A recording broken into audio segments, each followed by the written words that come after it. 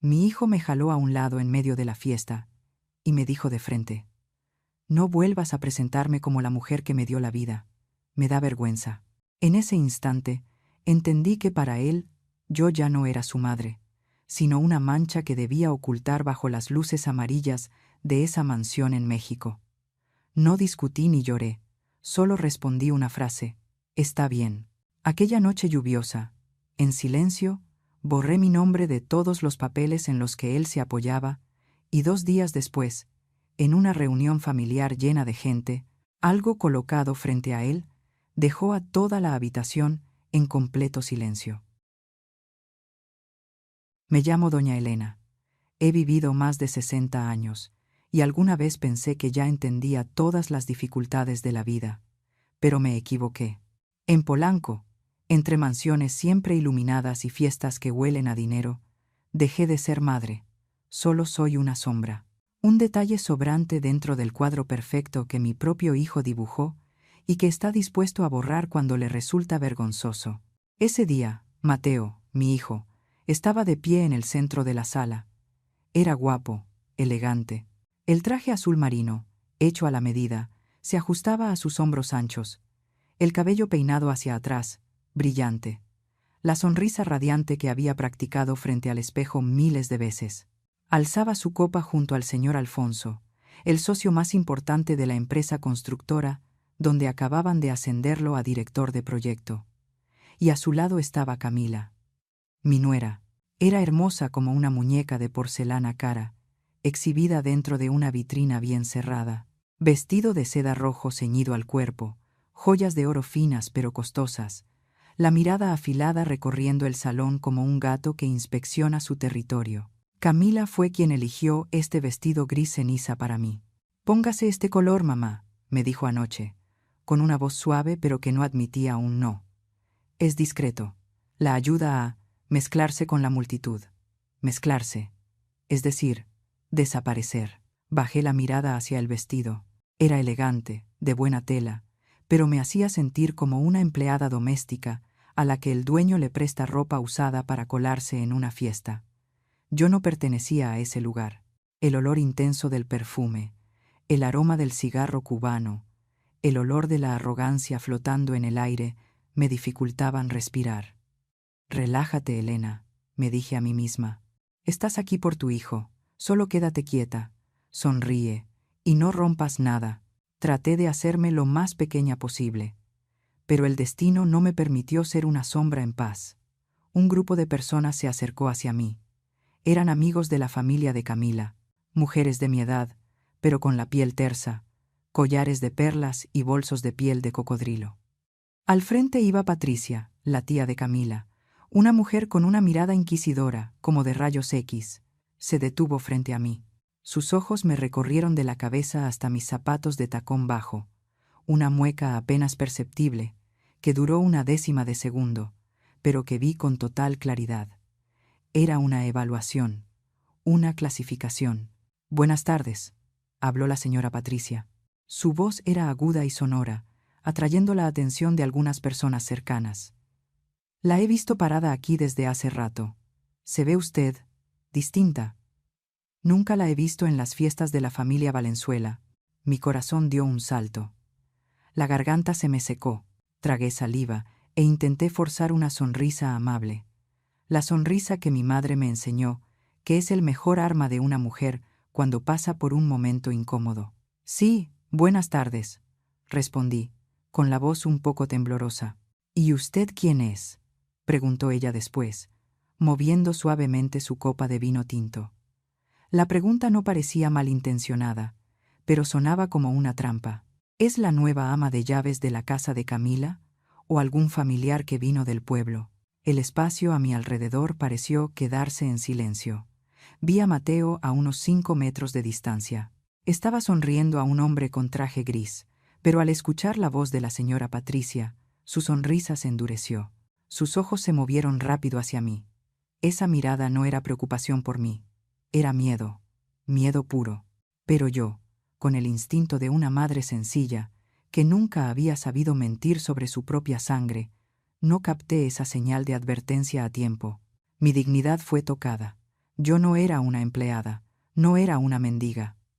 Levanté un poco la cabeza, miré directo a los ojos de la señora Patricia. No, señora, dije con voz clara, con un orgullo ingenuo. Soy la madre de Mateo. Yo soy quien lo dio a luz. Apenas terminé de hablar, el aire se congeló. Fue como si hubiera arrojado una piedra sucia en medio de una mesa llena de comida impecable. La sonrisa en el rostro de la señora Patricia se apagó. Parpadeó, me miró, luego miró a Mateo y volvió a mirarme, con una expresión que pasó de la curiosidad al asombro y finalmente a una mezcla de lástima y burla. «Oh», alargó la voz. «¿La madre de Mateo?» Yo pensé que, quiero decir, Mateo nunca había mencionado. Dejó la frase en el aire. El silencio se expandió. Las personas alrededor empezaron a girar la cabeza. Los murmullos surgieron como un enjambre de abejas. «Esa es su madre. Mírala. Se ve tan corriente». Yo pensé que su mamá ya había muerto o vivía en el extranjero. ¿Cómo Mateo permite que ella vaya vestida así? Cada susurro que escuchaba era como agujas clavándose en mis oídos. La cara me ardía, sentía la sangre subirme a las orejas, quemándome. Miré hacia Mateo buscando protección, una sonrisa tranquilizadora, un brazo que se alzara para decir: «Sí, ella es mi madre, la mujer más grande de mi vida». Pero no, Mateo no vino.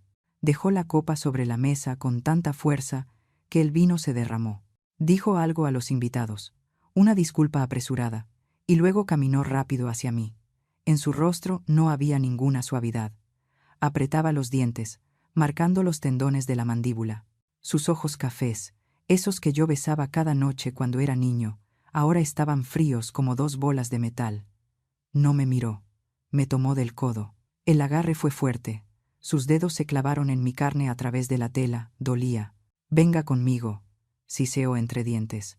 No era una invitación, era una orden. Me arrastró con firmeza, no tan brusco como para que alguien gritara, pero lo suficiente para obligarme a caminar a trompicones detrás de él. Atravesamos a la multitud. Bajé la cabeza, sintiendo decenas de miradas clavadas en mi espalda como flechas envenenadas. Camila estaba ahí, con los brazos cruzados, observándonos con el rostro helado, sin la menor intención de intervenir. Incluso se giró para sonreírle a la señora Patricia, como diciendo: «Perdón por este pequeño inconveniente». Mateo me llevó a un pasillo vacío, cerca de la cocina. El olor fuerte de la comida, el choque de platos y cubiertos, se oía detrás de la puerta. La luz aquí era amarillenta, opaca, tan distinta del brillo del salón. Me soltó. Perdí el equilibrio y tuve que apoyarme en la pared para no caer. Me froté el codo adolorido y levanté la vista hacia mi hijo. Iba a preguntarle: «¿Qué pasa, hijo? ¿Hice algo mal?». Pero Mateo no me dio oportunidad. Se dio la vuelta de golpe y acercó su cara a la mía. Su aliento olía a licor caro y a rabia contenida. «¿Está loca o qué?», gruñó, manteniendo la voz baja, como un animal furioso. Me quedé helada. «Mateo». Yo solo respondí. ¿Respondió? Me cortó, con una voz afilada como navaja. ¿Quién le pidió que respondiera? ¿Quién le dio permiso de decir que es mi madre delante de ellos? Me quedé sin vida. Sentí el corazón aplastado por una mano invisible. «¿Qué dices?», susurré, con la voz rota. «Soy tu madre. Es la verdad. ¿Acaso ser tu madre es un pecado?». Mateo se pasó la mano por el cabello brillante hacia atrás y soltó un suspiro irritado. Me miró de arriba abajo, con un desprecio absoluto. Por primera vez en mi vida, vi a mi hijo mirarme como si yo fuera basura que había que recoger. Dio un paso más hacia mí.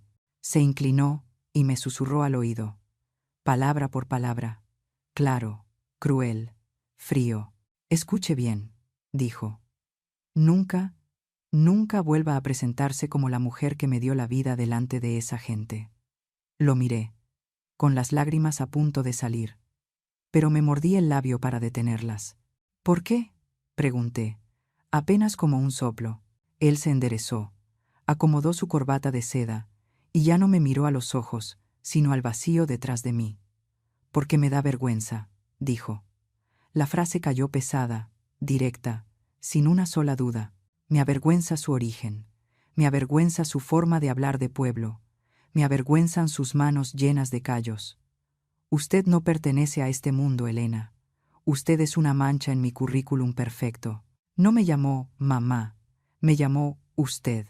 Dijo mi nombre sin nada más. Elena. Me quedé ahí, apoyada contra la pared fría. El dolor inicial desapareció y fue reemplazado por un vacío que entumecía. Recordé estas manos desgranando maíz para criarlo. Recordé esta espalda cargando ladrillos para construir los cimientos de su vida. Y ahora decía que le daba vergüenza. No estaba enojado porque yo hubiera hecho algo mal. Se avergonzaba de mi existencia. Un silencio largo se extendió entre madre e hijo. La música suave del salón llegaba lejana, como de otro mundo. Mateo pareció darse cuenta de que había ido demasiado lejos. O quizá temió que yo armara un escándalo. Bajó el tono, pero ese tono suave era aún más aterrador que un grito. Sonaba como la voz de alguien superior, concediendo una gracia a un sirviente. ¿Entendió?, preguntó, con voz plana. Ahora vuelva allá. No diga nada. Quédese quieta. Tome algo y luego le diré al chofer que la lleve temprano a casa. Sacudió una mota de polvo invisible de mi hombro. Un gesto a la vez cercano y distante que daba escalofríos. Lo miré a los ojos por última vez. Busqué al niño pequeño que alguna vez fue mi hijo, pero ese niño ya había muerto. Murió en este pasillo cargado del olor a comida sobrante. Frente a mí solo quedaba un hombre extraño, con mi sangre en las venas, pero con el alma de un demonio. No lloré. Las lágrimas de una mujer mayor son valiosas. No deben desperdiciarse en quienes no saben apreciarlas. Enderecé la espalda. Acomodé el vestido arrugado por el tirón de hace un momento. Lo miré de frente, con una calma que incluso a mí me sorprendió. Está bien, dije. 3 palabras, cortas, sin reproches, sin súplicas, sin explicaciones. Mateo pareció sorprendido por mi reacción. Esperaba gritos, llanto, el drama de una vieja de pueblo. Pero no le di ese gusto. Está bien, repetí. No volveré a avergonzarlo. Usé la palabra usted. El corte empezó por el pronombre. Mateo se detuvo un segundo, frunció levemente el ceño, pero enseguida el alivio se apoderó de su rostro. Asintió. Bien. Gracias por entender. Se dio la vuelta y se fue sin mirarme una sola vez. Su espalda recta avanzó con seguridad hacia las luces brillantes de la fiesta, donde lo esperaban el buen licor, la música elegante y los halagos falsos. Yo me quedé en la sombra, sola. Sus pasos se alejaron.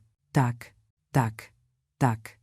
El sonido de sus zapatos caros golpeando el piso de mármol sonaba frío, como clavos entrando en un ataúd. Respiré hondo. Olor a cebolla frita, a aceite viejo. El olor de la realidad. Alicé el vestido gris ceniza. Salí del pasillo y regresé al salón.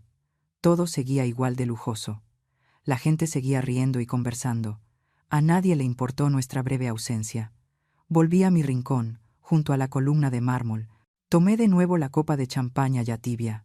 Me quedé ahí, en silencio, como una estatua, como un fantasma. Vi a Mateo rodeando la cintura de Camila. Chocaron las copas y sonrieron frente a la cámara de un fotógrafo de una revista empresarial. Camila le susurró algo al oído, y ambos miraron hacia mí. Solo un segundo. Luego apartaron la vista y siguieron actuando como la pareja perfecta. Creían que yo había aceptado mi lugar. Creían que mi silencio era su misión. Creían que esta madre de pueblo había sido derrotada por su brillo y su poder. Se equivocaron. Llevé la copa a los labios y di un pequeño sorbo. El vino era ácido, pero lo tragué. Me tragué la humillación, me tragué el dolor, me tragué el amor de madre que acababa de ser despedazado y se me quemó en el estómago, encendiéndose como una pequeña llama. La llama del despertar. Ya no era la madre de Mateo Valenzuela. Desde este instante, yo solo era doña Elena, y doña Elena nunca permite que nadie pisotee su dignidad, ni siquiera el hijo que parió. Me quedé ahí, en medio del ruido, pero en mi cabeza empezó a formarse un plan, frío y claro como la luz de los candelabros de cristal del techo.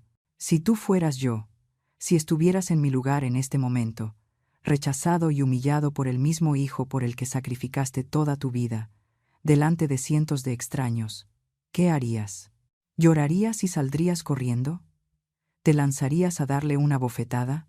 ¿O harías como yo, quedarte quieta, sonreír y esperar el momento de darle la lección más cara de su vida, que un árbol, si quiere crecer alto, nunca debe cortar sus propias raíces? Quédate conmigo. Esta historia apenas comienza. Y créeme, el silencio de una madre a veces es más aterrador que una tormenta. La pesada puerta de roble de la mansión en Santa Fe se cerró a mi espalda. El pestillo sonó. Clic. Un sonido seco, definitivo, como la tapa de un ataúd cerrándose, encerrándome en un mundo donde ya no tenía derecho a hablar. No encendí la luz. No quería que la claridad revelara lo miserable que me sentía.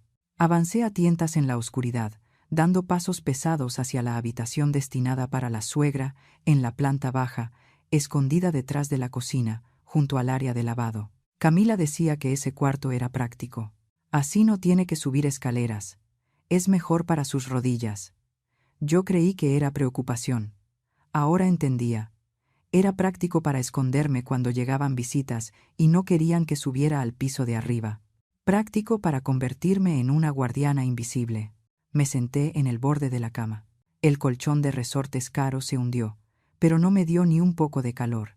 El cuarto estaba helado. El aire acondicionado central siempre estaba fijado en 19 grados, porque a Camila le gustaba el ambiente fresco al estilo europeo. Empecé a temblar. No por el frío, sino porque la sensación de haber sido desnudada frente a todos hacía un momento seguía pegada a mi piel. Las palabras de Mateo seguían resonando en mi cabeza, una y otra vez, como martillazos contra una pared de piedra. Me da vergüenza. Levanté la mano frente a mí. En la penumbra que entraba desde la luz de la calle, vi mis dedos ásperos, las articulaciones grandes, los callos endurecidos por décadas de trabajar con la azada. Esta mano, justo esta mano fue la que firmó la venta de la tierra en Puebla hace 15 años. Los recuerdos llegaron sin avisar, irrumpieron en mi mente, brillantes y dolorosos, completamente opuestos a la oscuridad fría del presente. Aquel día, el sol de Puebla era amarillo como miel, pero ardía como fuego. Yo estaba frente a la notaría del pueblo. El viento levantaba el polvo rojo que se pegaba al borde de mi falda.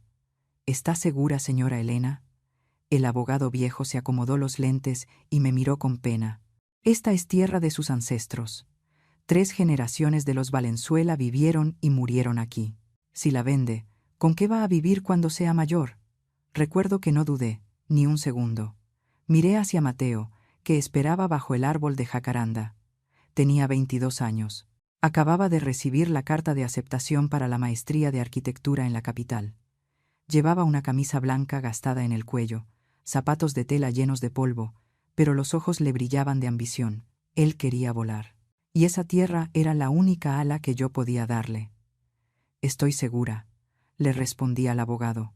Mi voz entonces era firme y fuerte, no temblaba como ahora. La tierra está muerta, las personas están vivas. Vendo la tierra para comprarle un futuro a mi hijo. Lo vendí todo, el maizal, la casa de tejas, de 3 habitaciones, incluso los viejos olivos. Tomé el fajo de dinero, envuelto en 3 capas de tela, y con manos temblorosas se lo puse a Mateo. Vete, hijo, le dije. No mires atrás. Ve a dónde están los rascacielos que siempre dibujas. Yo estaré bien. Él lloró. Se arrodilló y abrazó mis piernas llenas de lodo. Te lo juro, mamá, sollozó, empapando mi falda con lágrimas. Voy a triunfar. Te llevaré a vivir como una reina. Te construiré la casa más hermosa de Ciudad de México. Nunca más dejaré que sufras. Ese juramento era tan hermoso, tan sagrado. Pero los juramentos, al final, no son más que sonidos que se disuelven en el polvo del tiempo. El rugido de un motor afuera cortó mis recuerdos. Las luces de los faros barrieron la ventana, proyectando manchas de luz en la pared como cuchilladas. Ya habían vuelto. Me quedé inmóvil, conteniendo la respiración. Se abrió la puerta principal. El taconeo de unos zapatos altos golpeó el mármol. Luego, los pasos pesados de un hombre. «No lo puedo creer», resonó la voz de Camila por el pasillo, aguda, cortante, llena de reproche. «¿Viste la cara de la tía Patricia?». Me miró como si hubiera metido un burro en la sala. «Ya basta, Camila», respondió Mateo con cansancio. «Ya lo resolví». «¿Resolver?». Camila soltó una risa seca, helada. «La jalaste como a una delincuente. Mañana todo Polanco va a estar hablando de esto, de que el director de proyecto, Mateo Valenzuela, tiene una madre que parece salida de un pajar del siglo pasado».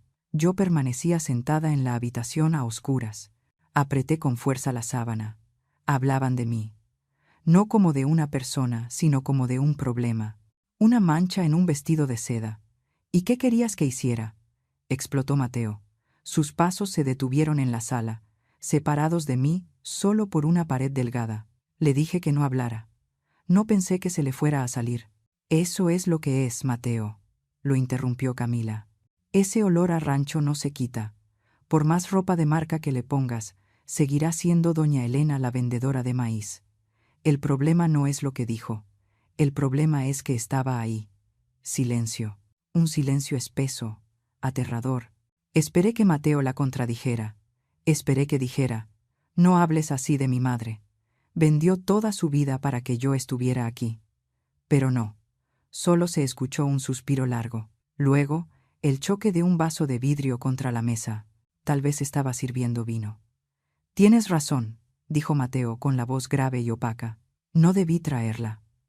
Pensé que mostrarla daría una imagen de familia tradicional, útil para mi candidatura al consejo directivo. Pero me equivoqué. Ella arruinó por completo el ambiente elegante que estamos construyendo». Las lágrimas que había contenido desde la fiesta empezaron a deslizarse en silencio por mis mejillas. Calientes, saladas. No dolían por los insultos de mi nuera, dolía por la complicidad de mi propio hijo. Al final, mi presencia en esta casa, en esas fiestas, no era más que una pieza dentro de su estrategia de imagen. Y cuando esa pieza dejaba de servir, o peor aún, se volvía un estorbo, él estaba dispuesto a desecharla. «¿Y ahora qué hacemos?», bajó la voz Camila, con un tono más calculador. «La próxima semana es la fiesta de celebración en esta casa. Los invitados serán 10 veces más importantes que hoy. Incluso viene el presidente del grupo. No podemos permitir que el riesgo se repita». «Lo sé», respondió Mateo. «Hablaré con ella. Le diré que se vaya a algún lado. Que regrese al pueblo a visitar parientes, por ejemplo». «¿A qué pueblo?», se burló Camila. «Si ya vendió toda la tierra, ¿la vas a echar a la calle?». «Entonces, que se quede en el cuarto», dudó Mateo. «Decimos que está enferma, o cansada, lo que sea, mientras no salga a la sala cuando haya gente». «Está bien», cerró Camila. Los tacones volvieron a sonar, alejándose hacia las escaleras. «Tú encárgate de eso. No quiero tener que hacer de villana. Me voy a bañar. Traigo el cuerpo impregnado de pueblo». Los pasos se perdieron en el piso de arriba. La puerta del dormitorio principal se cerró. La casa volvió al silencio. Solo yo quedé sentada en la oscuridad de la planta baja. Miré alrededor del cuarto en penumbra. Sobre el armario había una foto vieja enmarcada en madera barata. Era del día en que Mateo se graduó de la universidad. Yo estaba a su lado, sonriendo hasta achinar los ojos, abrazando un enorme ramo de girasoles. Él me rodeaba con el brazo, con una expresión llena de orgullo. Ese día se sentía orgulloso de mí, porque entonces mi sacrificio era el trampolín que lo impulsaba. Ahora que ya había volado alto, mi existencia se había convertido en un peso que lo arrastraba hacia abajo. Me puse de pie. Las rodillas crujieron. Caminé hacia el viejo ropero de madera en la esquina, lo único que traje conmigo desde Puebla, lo mismo que Camila había intentado tirar varias veces, porque no combinaba con la decoración moderna. Abrí el cajón inferior. Debajo de la ropa interior gastada, saqué una caja de lata oxidada. Dentro había papeles. El contrato de venta de la tierra de aquellos años. los comprobantes de transferencias bancarias y, lo más importante, los poderes, los estados de cuentas bancarias a nombre compartido que Mateo había creado para evadir impuestos y proteger el patrimonio, usando mi nombre limpio. Hacía 3 años. En ese momento me dijo: «Mamá, ponlo a tu nombre por mí. Mi negocio es riesgoso. Necesito un lugar seguro. Tú eres en quien más confío». Yo firmé, porque confiaba en él. Nunca leí con atención lo que firmaba. Solo sabía que si mi hijo necesitaba, la madre daba. Pero esta noche, bajo la luz tenue de la lámpara que acababa de encender, me puse los lentes para leer. Empecé a leer, línea por línea, palabra por palabra, no como una madre ciega, sino como una mujer que alguna vez supo calcular cada grano de maíz para mantener con vida a su familia durante las sequías. Me di cuenta de algo doloroso pero claro. En la historia de éxito de Mateo, yo ya no era madre. Era un detalle que había que esconder de cara a la imagen, pero al mismo tiempo era una caja fuerte donde él guardaba sus secretos financieros. Se avergonzaba de mí, pero necesitaba mi nombre. Quería que yo fuera invisible, pero necesitaba mi firma visible en los documentos legales. Una sonrisa amarga apareció en mis labios. No era una sonrisa de alegría, sino la acidez de un limón exprimido hasta la última gota y luego arrojado. Cerré la caja de metal. Un clic resonó en la noche silenciosa. Sonó más fuerte que el portazo de antes. Ya no lloré. Las lágrimas se habían secado. Guardé la caja en el fondo del ropero y la cerré con cuidado. La llave la pasé por una cadena de plata que llevaba pegada al cuello. Fui hacia la cama, me acosté y me cubrí hasta el pecho. El estómago me dolía de hambre porque no había comido nada en toda la noche, pero no bajé a la cocina. No iba a comer las sobras de su refrigerador esa noche. Cerré los ojos. La imagen de Mateo, arrodillado a mis pies en Puebla, se desvaneció. En su lugar apareció su rostro frío en la fiesta.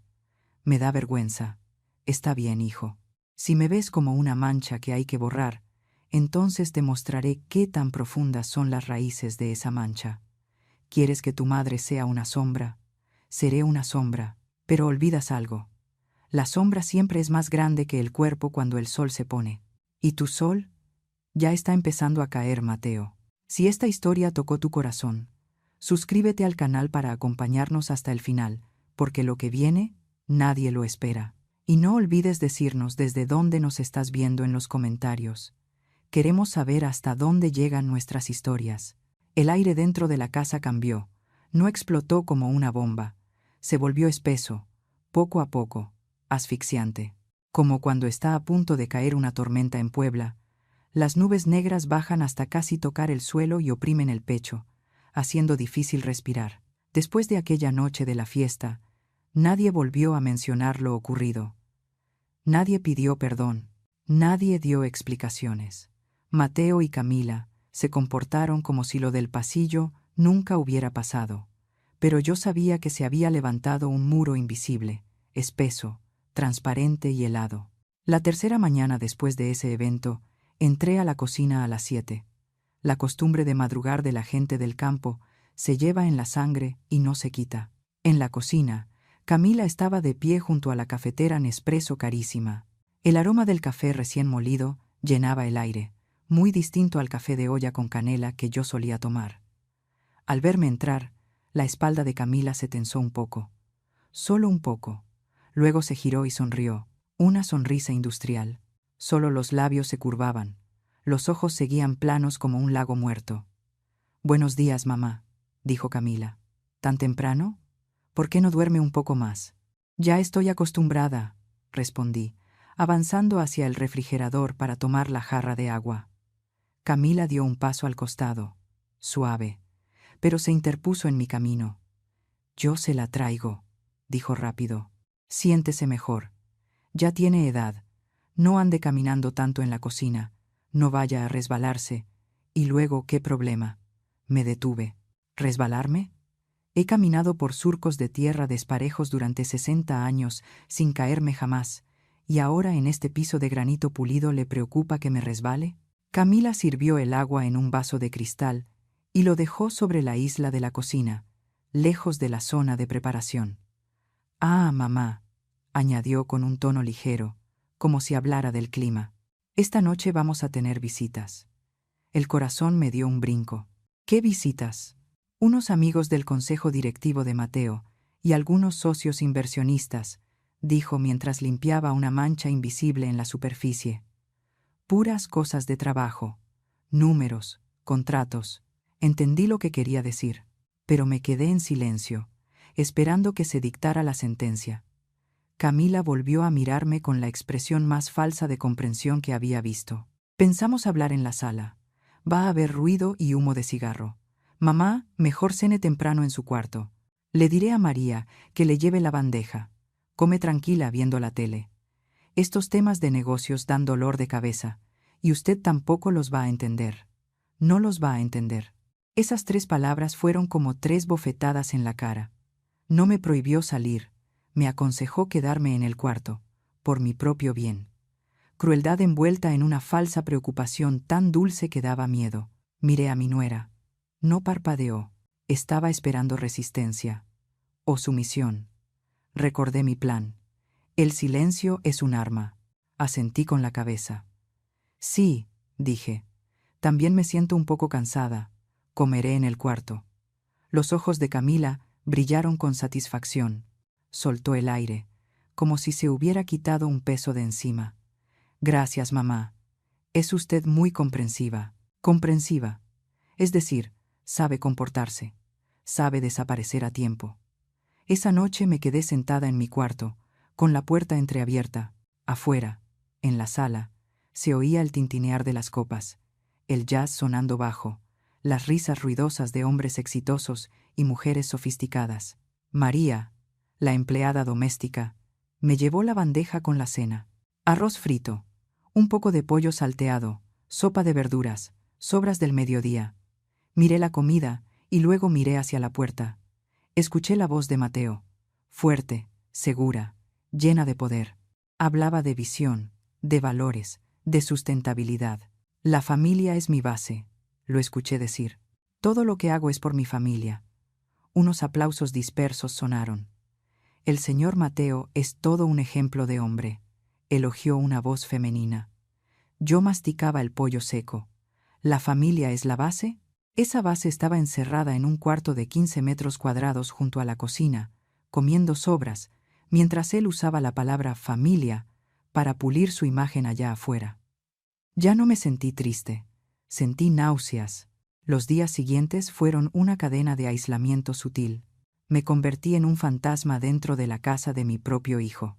Si entraba a la sala cuando estaban viendo la televisión, Mateo tomaba el control y cambiaba de canal, o se levantaba a traer agua. Si preguntaba por el trabajo, Mateo respondía: «Es complicado, mamá. No tienes que preocuparte». Si quería salir al jardín a podar las plantas, mi único gusto. Camila llamaba al jardinero para que lo hiciera delante de mí, con la excusa: «Que lo haga un profesional. Así queda bonito. Si lo hace mamá, no va con el estilo del jardín». Me quitaron la voz, me quitaron la presencia, me quitaron incluso el valor de mi trabajo. Yo sabía lo que estaban haciendo. Estaban dibujando un círculo de tiza a mi alrededor. Cada día, ese círculo se hacía un poco más pequeño, hasta que no me quedara lugar para estar, ni aire para respirar, y yo desapareciera por voluntad propia. Pero yo no soy un animal encerrado esperando el día del sacrificio. Yo observaba. Noté que últimamente Mateo llegaba tarde, con ojeras, bebía más. Noté que Camila hablaba por teléfono a puertas cerradas, con tono áspero, mencionando palabras como banco, vencimiento, liquidez. Había olor a problemas. Una tarde, cuando Mateo llegó temprano, decidí intentarlo una última vez. Un intento de reconciliación, o al menos de confirmar mi desesperación. Toqué la puerta de su despacho. «Pasa», respondió con voz cansada. Entré. El cuarto olía fuerte a cigarro. Mateo estaba sentado detrás del escritorio, con la cabeza entre las manos. Al verme, se sobresaltó un poco y se enderezó. «Mamá, ¿pasa algo?» «Estoy ocupado». Me acerqué y me senté en la silla frente a él. «Mateo», dije su nombre. «¿Podemos hablar?» Estoy muy ocupado, mamá. Evitó mirarme mientras revolvía unos papeles. Solo quiero preguntar. Respiré hondo para mantener la calma. ¿Qué hice para ponerte en una situación tan incómoda? Más allá de lo de la fiesta. Mateo soltó un suspiro largo, cargado de paciencia forzada. «¿Otra vez con eso?», dijo. «No pasa nada. Es solo presión del trabajo».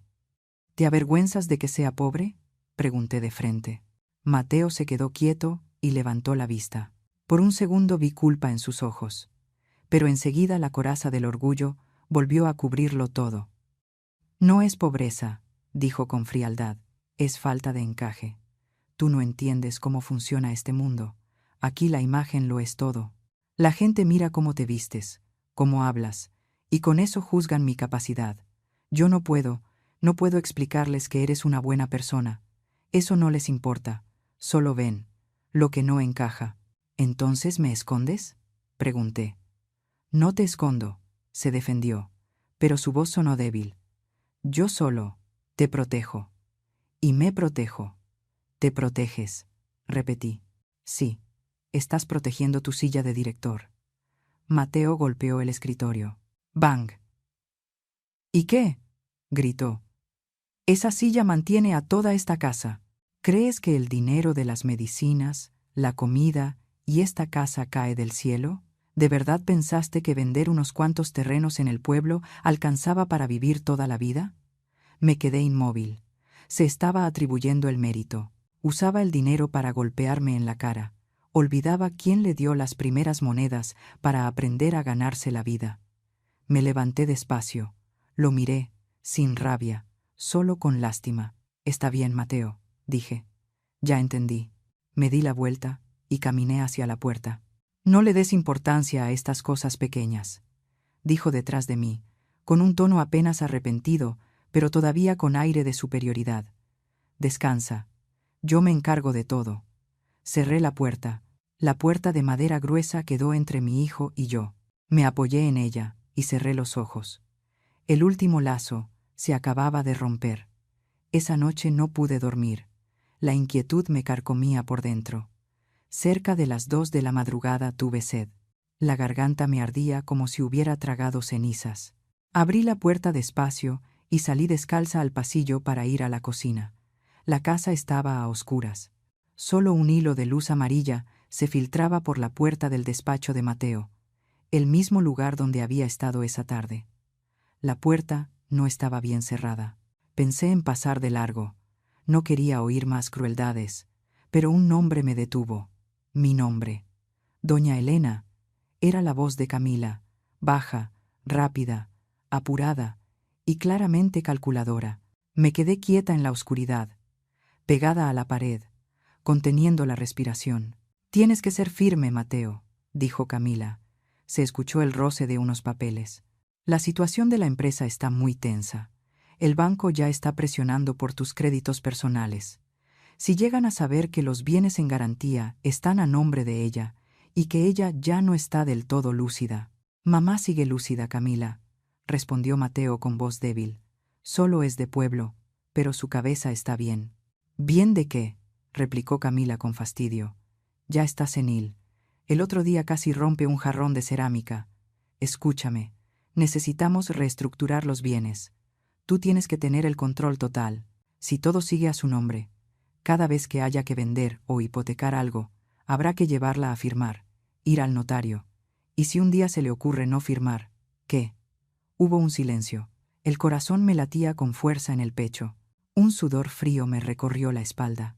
No solo querían que yo guardara silencio, querían quitarme el poder. «¿Qué quieres decir?», preguntó Mateo. «Tutela», dijo Camila. 2 palabras frías cayeron como piedras. «Iniciar el trámite para declarar que tiene limitada su capacidad legal. Por la edad, por el choque cultural. Da igual. El abogado de mi papá se encarga. Solo necesitas aceptar. Y pasamos la administración de los bienes a tu nombre. Es por seguridad». Me tapé la boca para no soltar un sollozo. Capacidad limitada. Convertirme en una loca, en una anciana desvariada, para arrebatarme descaradamente lo que yo figuraba como dueña por ellos. «No sé», dudó Mateo. ¿No es demasiado? Mamá va. Mamá no se va a enterar de nada, lo convenció Camila, con una voz dulce empapada de veneno. Seguirá viviendo aquí. Seguirá comiendo bien. Solo que en los papeles, tú decidirás. ¿Quieres perder tu puesto de director por las deudas? ¿O prefieres ser un hijo bueno pero estúpido? Se oyó el suspiro de Mateo. Un silencio largo, interminable. Y entonces la respuesta de mi hijo resonó, baja, pero clara en la quietud de la noche. Déjame pensarlo, pero ve preparando los papeles. Mi mundo se derrumbó, sin ruido, se derrumbó en silencio. Mi hijo, el que parí con mi propio cuerpo, estaba considerando convertir a su madre en una enferma mental para quedarse con los bienes. Di un paso atrás. Y otro. Las piernas me temblaban, pero me obligué a no hacer ruido. Retrocedí hasta mi cuarto. Cerré el cerrojo. Me dejé caer en el suelo frío, con la espalda apoyada contra la puerta de madera. En la oscuridad, mis ojos permanecían bien abiertos. Ya no quedaban lágrimas. Se habían secado hacía mucho tiempo. Ahora, en el fondo de mi mirada, solo quedaba la ferocidad de un animal acorralado, mostrando los colmillos para defenderse. Querían que estuviera loca. Querían declararme incapaz. Está bien. Iban a ver cómo era una doña Elena loca, pero no del tipo de locura que ellos esperaban, sino la furia de una tormenta a punto de arrasar el castillo de arena que habían construido. Miré hacia el viejo ropero. Mañana mismo, dejaría de ser una víctima. A la mañana siguiente, la casa estaba silenciosa como una tumba. Mateo y Camila se habían ido temprano al trabajo, dejando una calma falsa, una calma que ocultaba corrientes peligrosas bajo el piso de mármol. No salí al jardín, no bajé a la cocina, fui directo a la guarida del lobo, el despacho de Mateo. La puerta no estaba cerrada, tal vez porque pensaba que esta vieja de pueblo no sabía nada de los secretos escondidos en carpetas gruesas, o quizá porque me despreciaba tanto que ni siquiera se molestó en protegerse. Entré. El olor a cigarro frío impregnaba las cortinas, mezclado con el rastro de un perfume masculino caro. No temblé. Mis manos estaban frías, pero firmes. No había venido a buscar cariño. Había venido a buscar las pruebas de la sentencia de muerte que estaban preparando para mí. Sobre el escritorio de caoba oscura y brillante, una carpeta de cuero azul oscuro reposaba en el centro. A su lado, una pluma fuente con tapa dorada, destapada. Era como una invitación. Me acerqué. Mis dedos recorrieron la superficie fría del cuero. Abrí la carpeta. La primera hoja que apareció ante mis ojos era un documento legal lleno de texto. El logotipo de un prestigioso bufete de abogados de Paseo de la Reforma estaba impreso en la esquina superior izquierda. El título, en letras negras y gruesas como tinta china, decía: Expediente de evaluación de capacidad legal y procedimiento de tutela. Nombre de la persona evaluada: Elena Valenzuela. Motivo: deterioro cognitivo por edad avanzada. Demencia. Solicitante de la tutela: Mateo Valenzuela.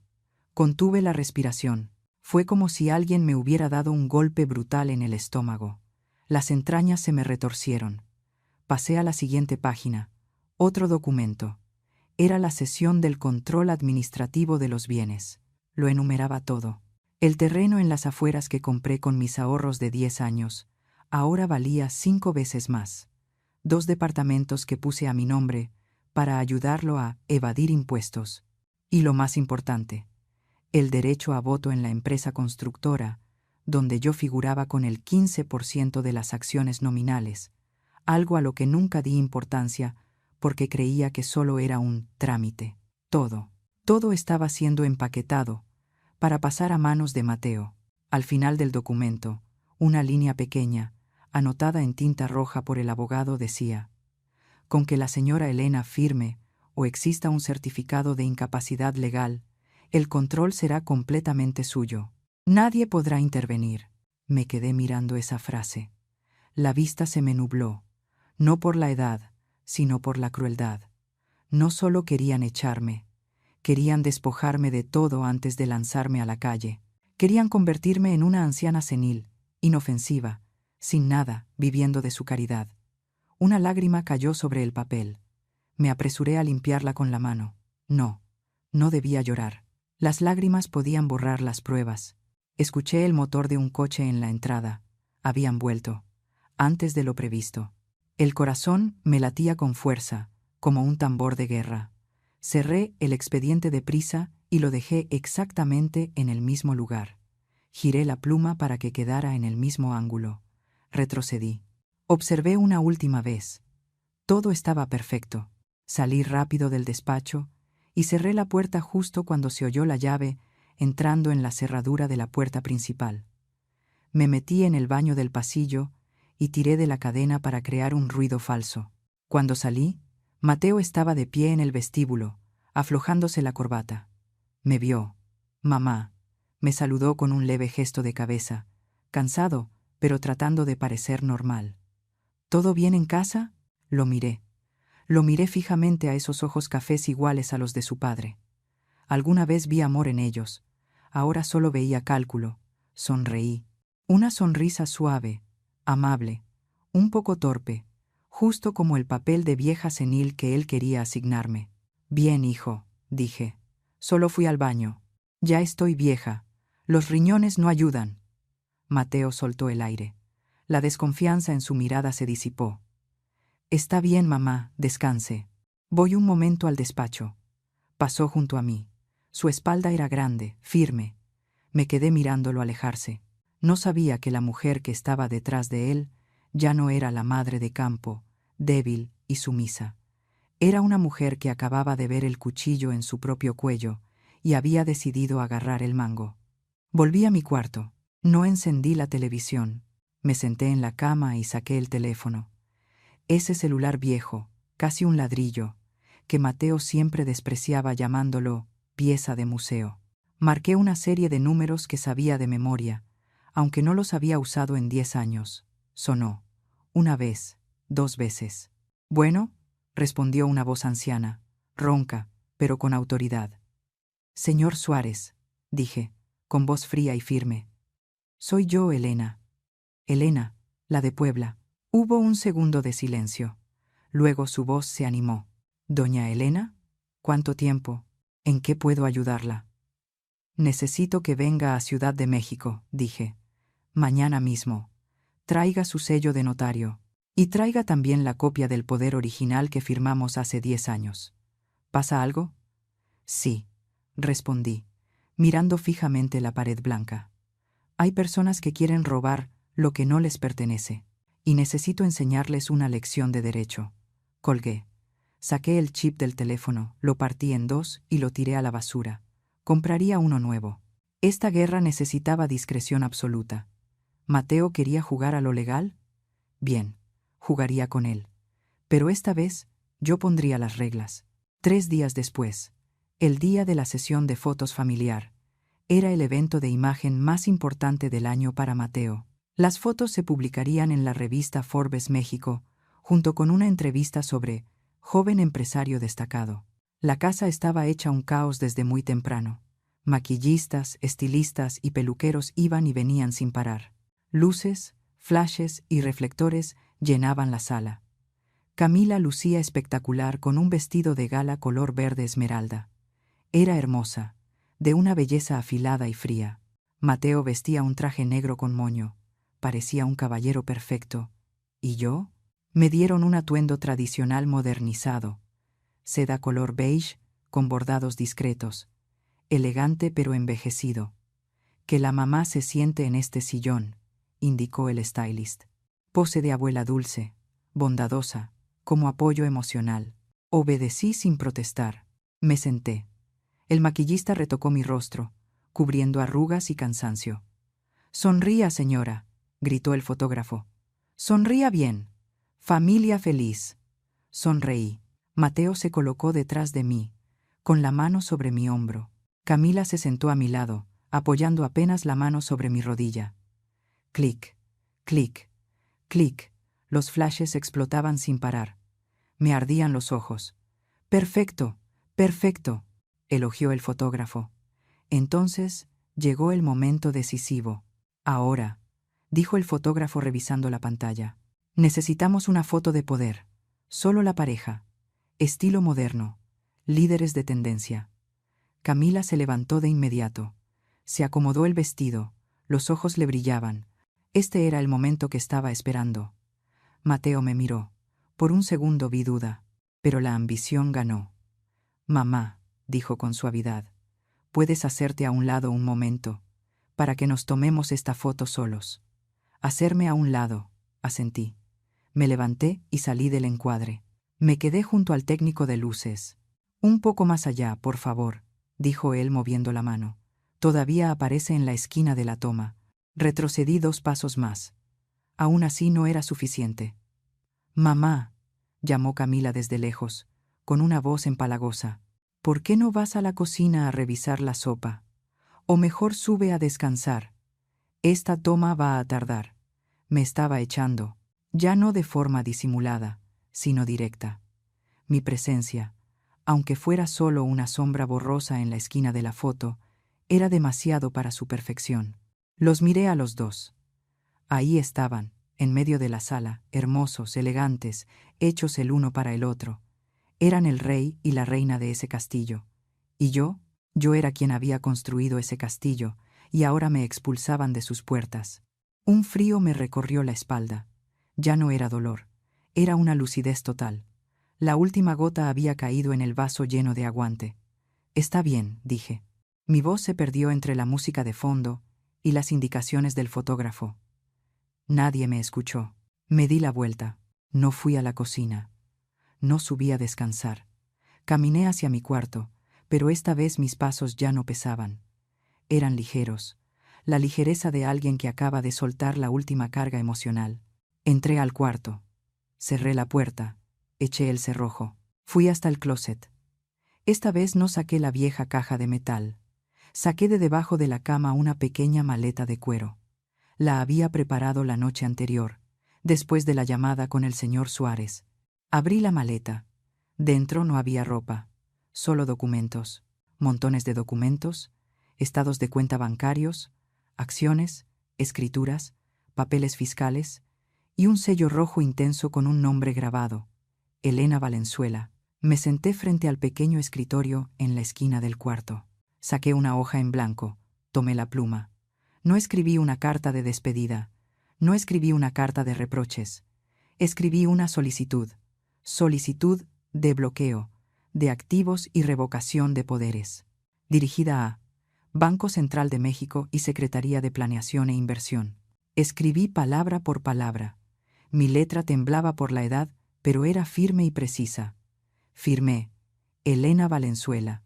El trazo bajo la firma se alargó, fuerte, como un cuchillo partiendo el papel en 2. Listo. Dejé la pluma. Afuera seguían entrando risas, aplausos para la pareja poderosa. Celebraban una victoria hecha de espejismos.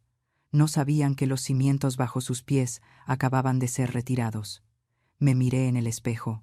La mujer reflejada ya no lloraba. Sus ojos estaban secos, profundos y fríos como el fondo de un pozo. Mateo, me susurré, ¿quieres imagen? Te daré imagen. ¿Quieres vergüenza? Te enseñaré lo que es la verdadera humillación. Doblé la solicitud y la metí en un sobre. Mañana, esta bomba sería detonada, pero hoy los dejaría dormir una última noche, el sueño tranquilo de los condenados antes de la ejecución. Apagué la luz. El cuarto quedó en penumbra. Solo mis ojos permanecieron abiertos, brillantes en la oscuridad. 9 de la mañana. El sol de Ciudad de México caía dorado sobre Paseo de la Reforma como miel espesa. La gente se apresuraba. Autos lujosos pasaban junto a vendedores ambulantes en la acera. Yo estaba sentada en una pequeña notaría escondida en un callejón tranquilo. No era una oficina de cristal reluciente de un corporativo. Aquí el tiempo parecía detenido. Olor a papel viejo, a tinta, a madera polvorienta. El señor Suárez estaba sentado frente a mí. Su cabello era completamente blanco. Sus manos temblaban al sostener el sello de bronce, pero sus ojos detrás de los gruesos lentes eran afilados. ¿Estás segura, Elena?, preguntó el señor Suárez por última vez. Lo miré. Miré el documento sobre la mesa de roble. Documento de revocación total de poderes. A su lado, otro. Aviso de cancelación de aval crediticio. Nunca he estado más segura, respondí. Mi voz no tembló. El señor Suárez asintió. Levantó el sello, inhaló hondo. ¡Clac! El sonido del sello retumbó, seco y preciso. Un círculo de tinta roja apareció en el papel, rojo como sangre. ¡Clac! El segundo documento. ¡Clac! El tercero. Cada golpe sonó como un martillazo clavando el ataúd de la carrera de Mateo. Él no lo sabía.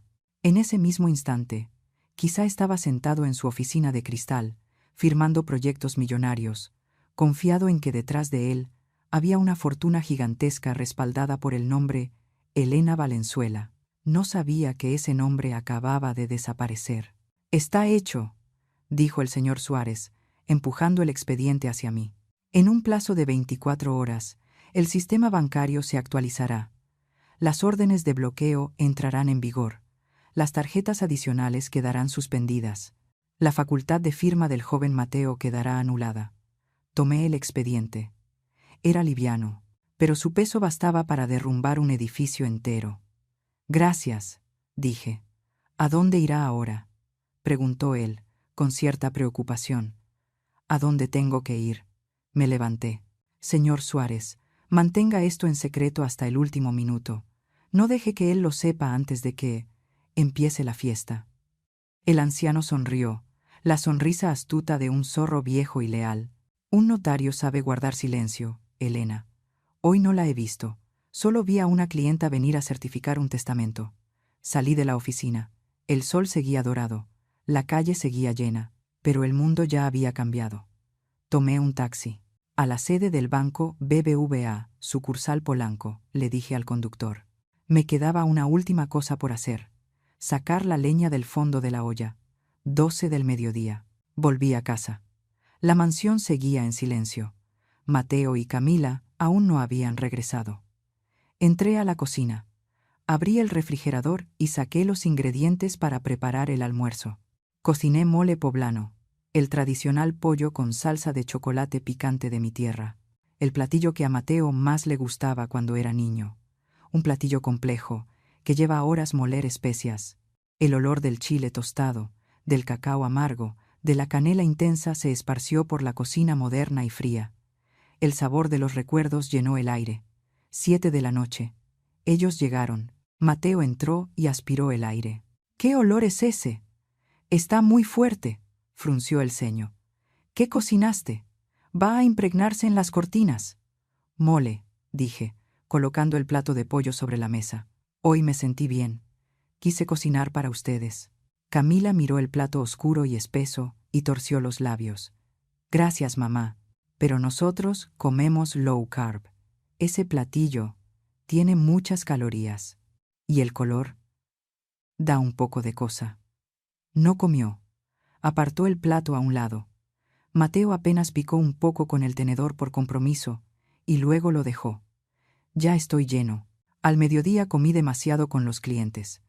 Me quedé sentada mirando el plato que se enfriaba. Era la última comida que les cocinaría, y la habían rechazado, mejor así. Ese rechazo me quitó el último rastro de culpa. «¿Cómo va el trabajo?», pregunté. Una pregunta trampa. Mateo se limpió la boca con una servilleta de tela, con aire satisfecho. «Muy bien, mamá. El nuevo proyecto está por arrancar. El capital ya se liberó en parte. Tengo el control total. Todo está bajo control». Bajo control. Tomé un sorbo de agua para ocultar la sonrisa irónica en mis labios. «Me alegra», dije. «Me alegro por ti». «Ah, mamá», añadió Camila sin levantar la vista del celular. «Mañana es la gran fiesta. Recuérdalo. Quédate en tu cuarto. No salgas. Contratamos seguridad en la entrada para controlar a los invitados. No les pongas las cosas difíciles. Seguridad contratada, para impedir que su propia madre salga». «Ya lo recuerdo», respondí. «No voy a molestar». Me levanté y recogí los platos. Vertí toda la olla de mole en el bote de basura. El sonido de la comida cayendo, golpeando la bolsa negra, fue el sonido de mi compasión siendo arrojada. Lavé la olla, la sequé y la guardé en su lugar. Todo quedó limpio, sin rastro. Igual que esta mañana, cuando borré mi nombre de su vida financiera, Volví a mi cuarto y me acosté. Esta noche sería larga. Escuché la risa de Mateo por teléfono en la habitación de al lado, presumiendo su futuro. Ríe, hijo, ríe todo lo que quieras esta noche. Porque mañana, cuando salga el sol, despertarás dentro de una pesadilla. 4 de la mañana, la hora de los espíritus. El cielo estaba negro como tinta, y una neblina helada cubría el jardín. Me levanté. En realidad, no había dormido. Me puse la ropa más discreta, pantalón negro, camisa blanca y un suéter gris encima, zapatos de suela blanda que no hacían ruido. No llevé mucho conmigo. Un bolso pequeño con mis documentos, algo de efectivo que había retirado de mi cuenta personal y la foto de mi esposo. Miré el cuarto por última vez. La cama impecable, el closet medio vacío. Dejé ahí toda la ropa llamativa que Camila me había comprado para arreglarme cuando hiciera falta. Dejé todo lo que no era mío. Salí a la sala, la casa enorme y silenciosa, la oscuridad devorando los muebles caros. Coloqué las llaves de la casa sobre la mesa de vidrio de la sala. Junto a ellas dejé un sobre blanco, sin sellar. Afuera solo decía una palabra: Mateo. No escribí mucho ahí dentro, solo una línea. Lo suficiente para que entendiera, pero no lo suficiente para que supiera qué estaba pasando. Abrí la puerta principal. El viento frío entró de golpe, me dio en la cara y me despejó por completo. Salí, cerré la puerta. No volteé a mirar la mansión lujosa. Ese lugar no era un hogar, era una jaula dorada. Caminé hasta la salida del fraccionamiento. Un taxi ya me esperaba, según lo acordado. ¿A dónde la llevo, señora? A la central de autobuses del norte, dije. Quiero irme lejos un rato. El coche arrancó. La ciudad quedó atrás. Sentí el pecho ligero. Por primera vez en muchos años, pude respirar. 8 de la mañana. El sol intenso atravesaba las cortinas del dormitorio principal. Mateo se movió y despertó. Hoy era el gran día. La fiesta por el 5º aniversario de la empresa filial y el lanzamiento del nuevo proyecto. Se estiró, lleno de energía. Giró y sacudió a Camila. Despierta. Hoy hay mucho que hacer. Camila se incorporó con pereza, acomodándose el cabello revuelto. ¿Qué hora es?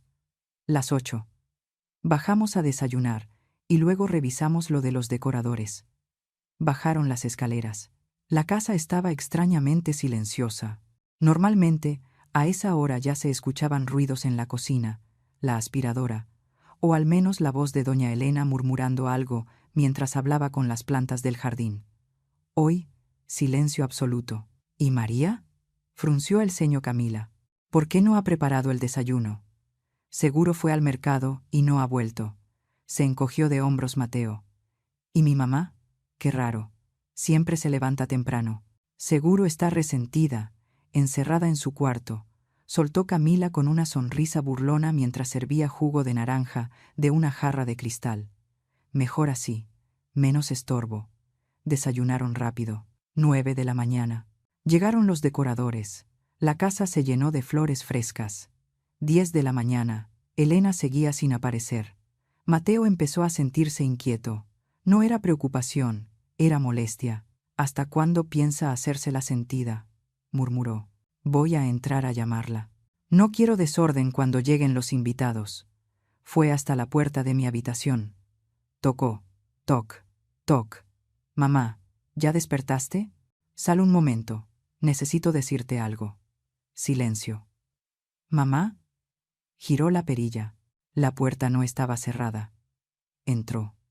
El cuarto estaba helado. La cama perfectamente tendida, como si nadie hubiera dormido ahí. El closet abierto de par en par, los ganchos vacíos balanceándose levemente. Sobre la mesa, la caja de metal oxidada, el objeto que siempre acompañaba a su madre, había desaparecido. ¡Camila!, gritó Mateo, con la voz apenas quebrada. Camila entró corriendo, aún con el vaso de licuado en la mano. ¿Qué pasa? Mamá, no está aquí. Seguro salió a caminar. ¿O al parque? No, negó Mateo, señalando el closet vacío. Mira, se llevó sus cosas. Camila miró el interior del closet. Su rostro cambió. ¿Se fue? ¿A dónde va a ir? No tiene dinero. No tiene a dónde ir en esta ciudad. No lo sé. Mateo retrocedió y pateó algo en la sala. Se volvió. Sobre la mesa de vidrio estaban las llaves de la casa, y el sobre, el corazón de Mateo, empezó a latir con fuerza. Un miedo difuso se deslizó dentro de él. No miedo de que su madre estuviera en peligro, sino miedo al escándalo. Si su madre se iba y terminaba vagando, o regresaba al pueblo a armar ruido, ¿qué pasaría con su imagen? Tomó el sobre. La mano le temblaba un poco. Sacó la hoja del sobre. Solo una línea corta, escrita con letra temblorosa, pero tan marcada que había rasgado el reverso del papel. Ustedes querían que yo desapareciera para verse bien ante los demás. Les concedo ese deseo, pero el precio de esta desaparición lo pagarán ustedes mismos. Mateo leyó la frase. Su rostro se quedó pálido. ¿Qué es esto? Camila le arrancó el papel de la mano y lo leyó por encima. Esta vieja está amenazando con qué. Soltó, pero la voz le temblaba. ¿Qué precio? ¿Qué puede hacer ella? Mateo no respondió. Miró el llavero. Recordó la conversación en la oficina días atrás. Recordó el silencio extraño de su madre en los últimos días. Sacó el teléfono con prisa. «Bueno, ¿banco?» Habla Mateo Valenzuela. Revísenme el saldo de la cuenta corriente. Rápido. Del otro lado dijeron algo. El rostro de Mateo pasó del blanco al gris. Dejó caer el brazo. El teléfono resbaló hasta el sofá. «¿Qué pasa?», gritó Camila. «Dime». Mateo miró a su esposa. Sus ojos estaban perdidos, llenos de pánico. «La cuenta está congelada». «¿Cómo que congelada?» «Todas. La cuenta conjunta, las cuentas de la filial, las tarjetas de crédito. Todo está a nombre de mi madre. O requiere su firma. Entonces llámala. Haz que las desbloquee. El número no está disponible». En ese momento. Ding dong. Sonó el timbre. Alegre, animado. La voz del personal se escuchó desde la entrada. «Señores, los primeros invitados ya han llegado. El señor Alfonso y su esposa están en el vestíbulo». Mateo y Camila se miraron. Afuera se oían la música, el tintinear de copas, las risas de la alta sociedad. Adentro, una bomba acababa de activarse. Y el detonador, doña Elena, había desaparecido sin dejar rastro. Mateo se quedó paralizado en medio de la sala. El sudor frío le brotó en la frente. La fiesta había comenzado. Pero el verdadero espectáculo apenas estaba por empezar. 7:30 de la noche. La fiesta arrancó. Música clásica salía del cuarteto de cuerdas en una esquina. Las copas de cristal tintineaban. Las risas falsas resonaban por todo el salón. Mateo estaba en el centro, con una copa de vino tinto oscuro como sangre en la mano. Sonreía, pero su sonrisa estaba torcida. El sudor frío le perlaba las sienes y corría por el cuello de la camisa blanca. Miraba el teléfono a escondidas cada 5 minutos. Seguía sin haber noticias mías. El banco seguía marcando error en las transacciones. «Oye, Mateo». El señor Alfonso, presidente del grupo, le dio una palmada en el hombro. Era corpulento, con anillos de oro en los dedos y olor fuerte a puro. «Dicen que el capital del nuevo proyecto ya está listo, ¿no?» «Muy bien hecho. Hoy en día, conseguir liquidez tan rápido es cosa rara». «Sí, sí, señor presidente», balbuceó. «Todo va según lo planeado». «Bien, bien», soltó Alfonso con una carcajada. «Vamos, brindemos por nuestro talentoso director de proyecto». Todos alzaron las copas. «Felicidades, Mateo. Felicidades a la familia Valenzuela». Mateo tragó un sorbo de vino amargo. Sintió como si se tragara un pedazo de vidrio. Camila, a su lado, tenía la sonrisa rígida, como si estuviera pegada con cemento. Le apretó el brazo. «Haz algo, no lo dejes notar». En ese momento, la puerta del salón se abrió. No era un invitado. Un hombre con traje gris, cargando un portafolio negro brillante, entró. Su expresión era seria, fría, totalmente fuera de lugar entre los vestidos de seda y el lujo. No era personal de servicio. Era el abogado representante del señor Suárez. Mateo lo vio. Su corazón se detuvo por un segundo. El hombre caminó directo hacia Mateo, paso firme. El taconeo resonó contra el piso de piedra, toc, toc, toc, apagando incluso la música suave. La gente se abrió a los lados de manera instintiva. Olían el drama, el olor del problema. El abogado se detuvo frente a Mateo. ¿El señor Mateo Valenzuela? Ese soy yo, respondió Mateo, con la voz áspera. ¿Pasa algo? Estamos en medio de una fiesta. Al abogado no le importó. Abrió el portafolio y sacó un sobre grande color café, sellado con el rojo intenso de la oficina del actuario. Vengo autorizado por la señora Elena Valenzuela, dijo en voz alta, que retumbó por todo el salón, a entregar una notificación legal urgente. El nombre Elena sonó como un disparo. La fiesta quedó en silencio absoluto. Los músicos dejaron de tocar. El señor Alfonso bajó la copa y frunció el ceño. ¿Mi madre? Mateo forzó una sonrisa. Mi madre. Seguro mandó un regalo. Ella está de vacaciones. No es un regalo, dijo el abogado con frialdad. Es una orden de recuperación de bienes y un aviso de revocación de representación. Le empujó el sobre contra el pecho. La señora Elena exige que usted se retire de inmediato de la administración de todos los bienes a su nombre, incluida esta casa, y del 15% de las acciones con derecho a voto de la empresa que usted está usando como garantía. Mateo quedó paralizado. Las manos le temblaron. El sobre cayó al suelo. Plaf. Los documentos se deslizaron fuera. Sellos rojos brillaron bajo la luz de la lámpara. Revocado, congelado, cancelado. Términos legales secos, afilados como bisturíes, exponiendo la verdad frente a las personas más importantes de la carrera de Mateo. El señor Alfonso se agachó y recogió una hoja.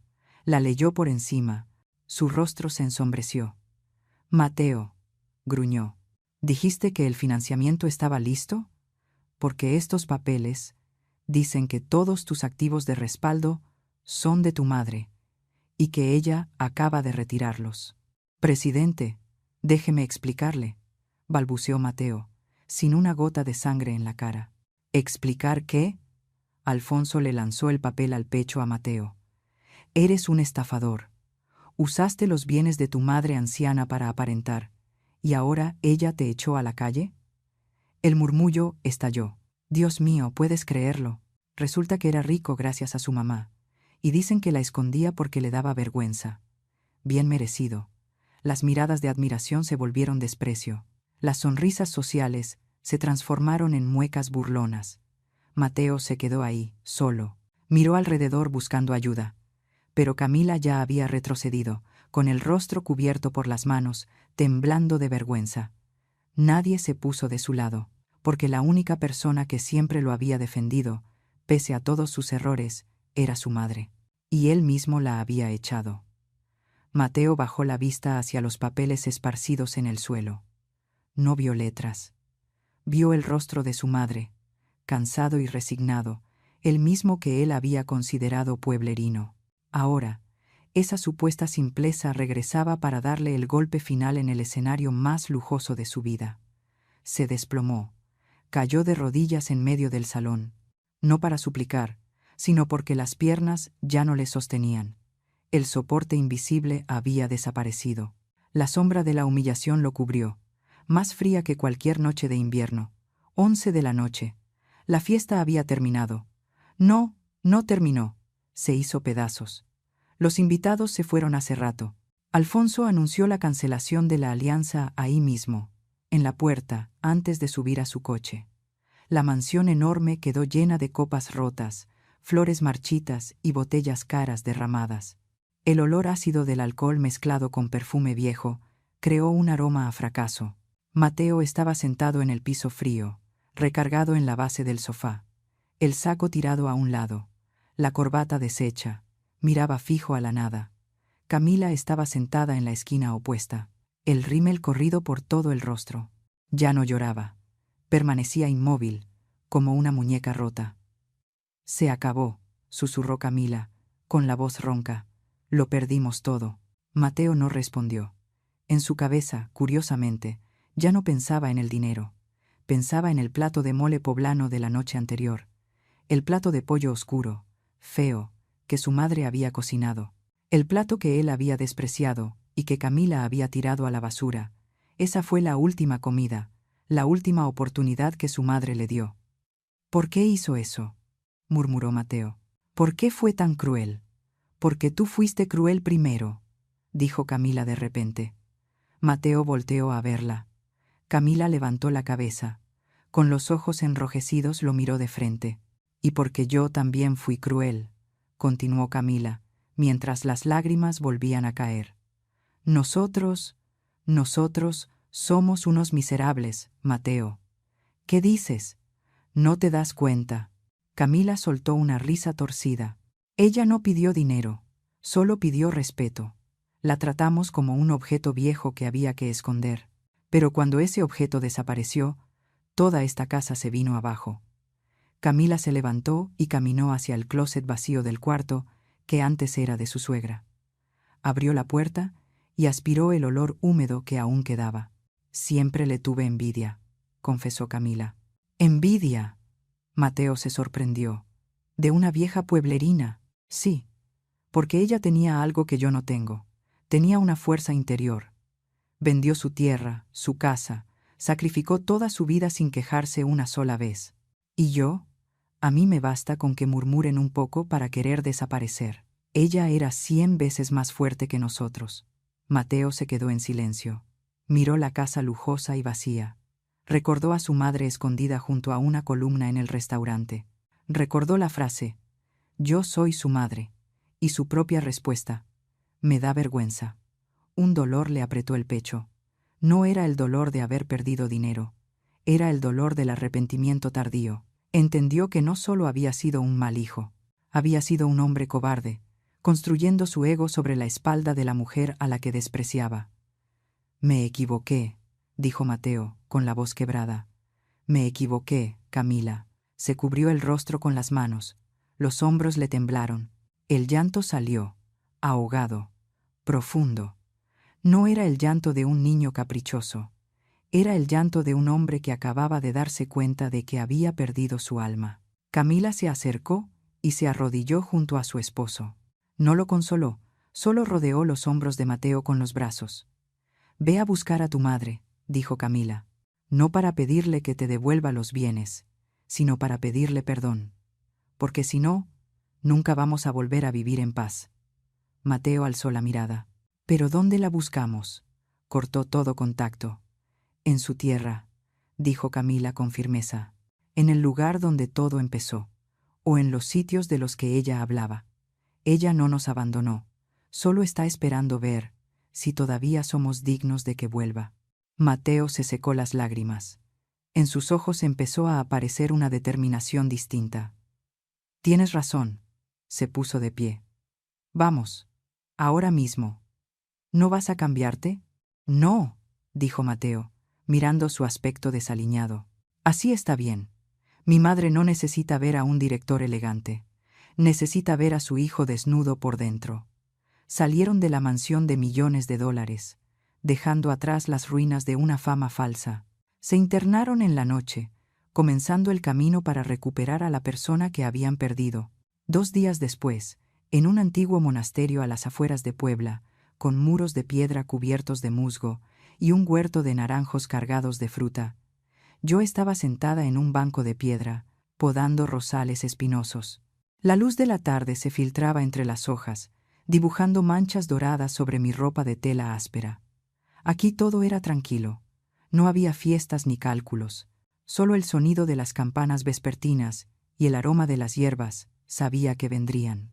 El señor Suárez me había avisado que estaban buscando por toda la ciudad y que, al no encontrarme, habían regresado al pueblo y seguido el rastro a través de parientes lejanos. Se escuchó el crujido de la grava en el arco de la entrada. No me giré. Seguí cortando. Tac, tac. Pasos dudosos, pesados. Se detuvieron a unos 3 pasos detrás de mí. «Mamá». La voz de Mateo, áspera, temblorosa. Dejé las tijeras. Sacudí el polvo de mis manos. Y me giré lentamente. Frente a mí había 2 personas hechas pedazos. Mateo llevaba la ropa arrugada, la barba descuidada y los ojos hundidos. Camila ya no tenía nada de altiva. El rostro sin maquillaje estaba pálido, y los zapatos de marca llenos de lodo. Se veían miserables. Pero ante mis ojos, nunca habían sido tan reales. La capa brillante se había desprendido por completo. Mateo me vio, y ya no pudo contenerse. Corrió hacia mí, y se desplomó de rodillas a mis pies. Sus rodillas golpearon la piedra con fuerza, pero no le importó.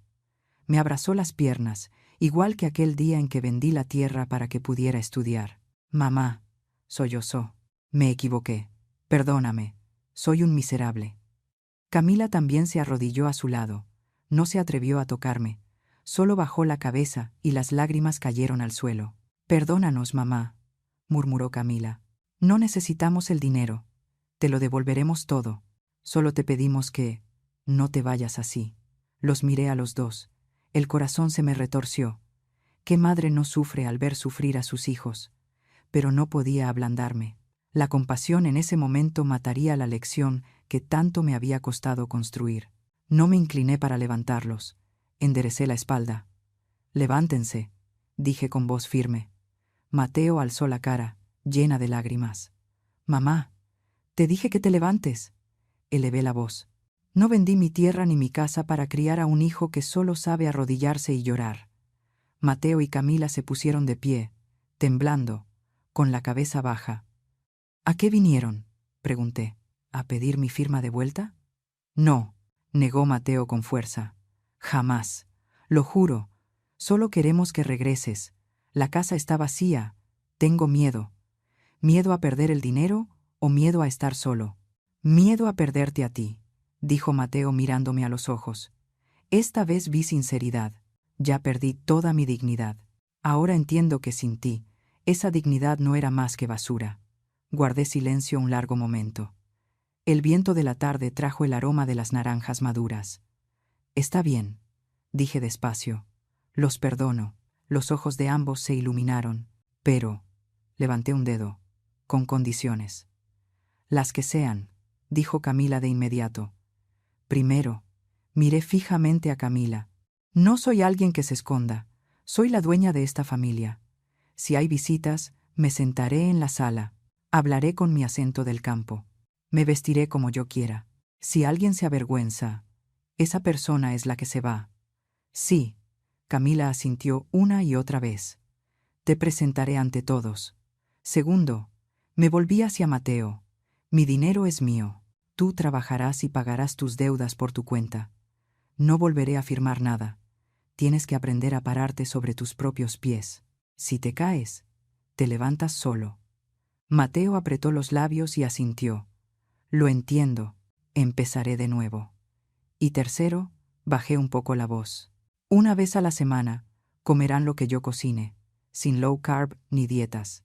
Comerán para recordar de dónde vienen». «Me lo comeré todo», sonrió Mateo entre lágrimas. «Aunque se queme, me lo comeré». Suspiré, aliviada, como si me quitara de encima un peso enorme. Abrí los brazos. «Vengan». Los dos se lanzaron a abrazarme. Los estreché con fuerza. Mateo, tan grande, lloraba como un niño. Camila apoyó la cabeza en mi hombro empapado. El sol de la tarde se apagaba.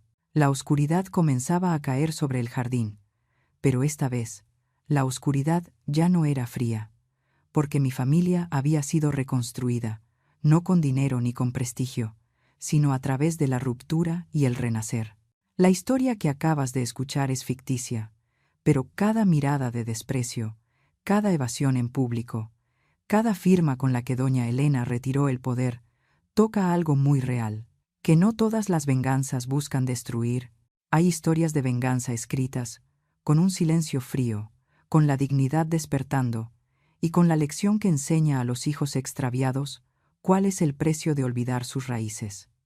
Doña Elena no es una heroína, es solo una madre de campo común, que vendió las tierras de sus ancestros para que su hijo pudiera volar alto, que aceptó convertirse en una sombra invisible en fiestas lujosas, que fue tratada por el propio hijo que parió como una mancha que había que esconder, pero en lugar de dejar que el dolor la hundiera, lo convirtió en una palanca. no con reproches, sino con una desaparición calculada, no con destrucción, sino retirando exactamente aquello que había entregado, para que quienes construyen castillos sobre arena enfrenten por sí mismos el derrumbe.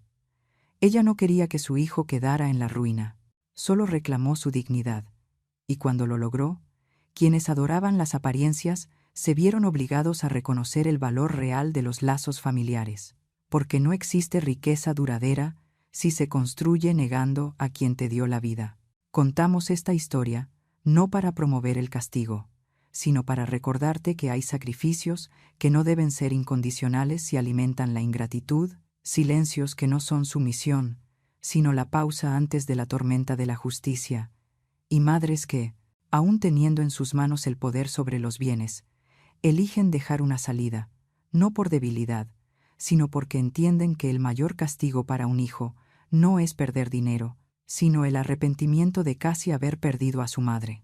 Si alguna vez alguien cercano se avergonzó de tu origen, si te apartaron de reuniones familiares, si tuviste que tragarte las lágrimas, recuerda que la mejor venganza no es aplastar a otros, sino retirar la ayuda para que comprendan que sin ti no son nadie.